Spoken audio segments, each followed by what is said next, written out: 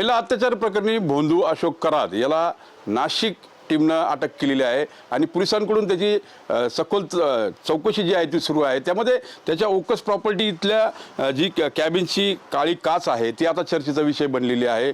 खरं तर SIT मार्फत त्या कॅबिनचे अनेकदा पंचनामे करण्यात आले, माहिती घेण्यात आली। आपण आता आपल्या प्रेक्षकांना दाखवतोय की ही जी काच आहे, आता इथे जी काच दिसते आपल्याला ती मिरर या ठिकाणी दिसतोय, म्हणजे आपलंच चित्र जे आहे, प्रतिबिंब जे आहे ते या काचेवर उमटतंय आणि आतलं जे चित्र आहे ते आपल्याला दिसत नाही। खरं तर ही मिरर काच जी आहे ती देखील त्या कॅबिनला बसवली असावी अशी एकंदरीत माहिती आहे। आणि जेव्हा आपण ही आतमध्ये प्रवेश करतो, ज्यावेळेस अंधार असतो त्यावेळेस आतलं चित्र जे आहे ते कॅबिनमधून दिसत नाही आणि आतल्या व्यक्तीला मात्र बाहेरचं चित्र जे आहे ते बऱ्यापैकी सहजासहजी दिसतं। आपण आता ही काच जी आहे ती बंद करतोय आणि आता लाईट आतला बंद आहे। लाईट चालू करून आपण प्रयत्न करूया की आतील काही चित्र दिसतंय का।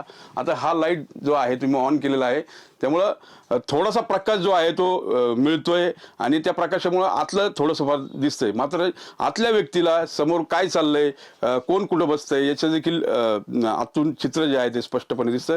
आपल्यासोबत आहेत अनिल सोमवंशी, जे काचेचा व्यवसाय अनेक दिवसापासून करतायत आणि या काचेच्या व्यवसायामध्ये ते एक्सपर्ट आहेत। ते देखील अशा पद्धतीच्या ग्लास बसवायचं काम करतात। जी कॅबिनची चर्चा सुरू झाली, ज्या काचेची चर्चा सुरू झाली, कसं बघता ती काच नेमकी कोणत्या प्रकारमधली आहे आणि काय तिचं वैशिष्ट्य आहे? प्रथमतः या भोंदू बाबा खरातचा मी जाहीर निषेध करतो।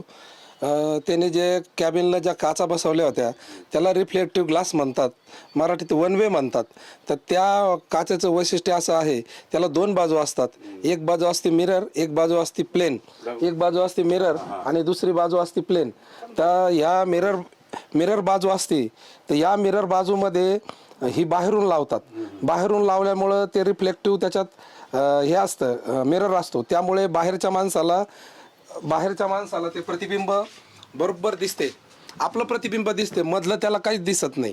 पण जर मध्ये लाईट लावला तर त्याला ते बाहेरच्या माणसाला मध्ये दिसतं, ते बाहेरच्या माणसाला मध्ये दिसतं। काच लावून दाखवा। हो, तर आता आपण बघू शकतो हे जे बाहेरचं जे चित्र आहे ते दिसतंय आपल्याला आणि आता लाईट बंद करतो मी, लाईट बंद केलेलं आहे।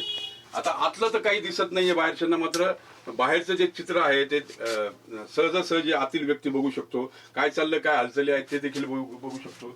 एकंदरीत बघितलं तर ही जी रिफ्लेक्टिव्ह ग्लास आहे, मिरर आहे, ती जी आहे ती खरं तर जे कॅबिन मध्ये प्रायव्हसीसाठी बसवली जाते। हो, काय माहिती ती प्रायव्हसीसाठी काच बसवले जाते, जेणेकरून जो मधला माणूस आहे, बॉस असतो, त्याला बाहेरचं दिसतं सगळं, पण बाहेरच्या लोकांना मधलं काय चाललंय ते दिसत नाही।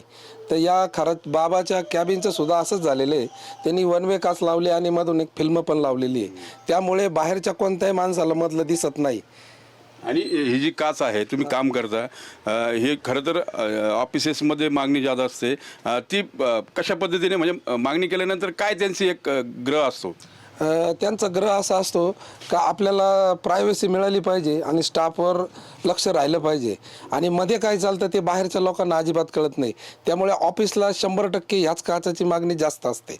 आणि ह्या काचेची किमतीमध्ये किती बदल आहे? ही काच सर्वसामान्य काचेपेक्षा 20 ते 30 रुपये स्क्वेअर फुटामागं जास्त असते, आणि या काचा सेंट गोबिन आसाई या कंपन्या बनवतात।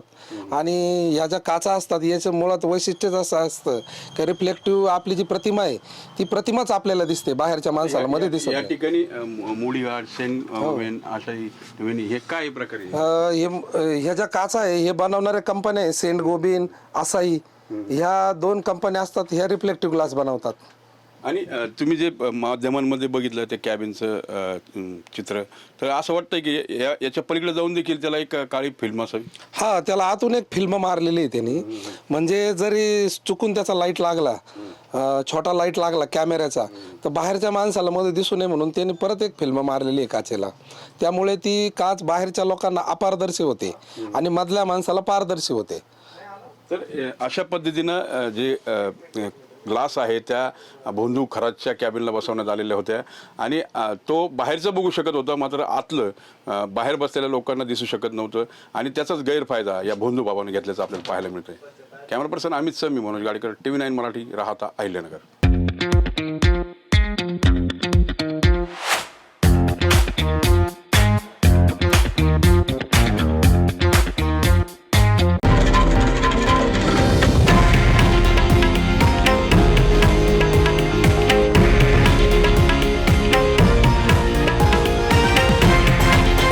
हे आहे देशातील नंबर 1 न्यूज नेटवर्क आणि आपण पाहत आहात TV9 मराठी, एकमेव.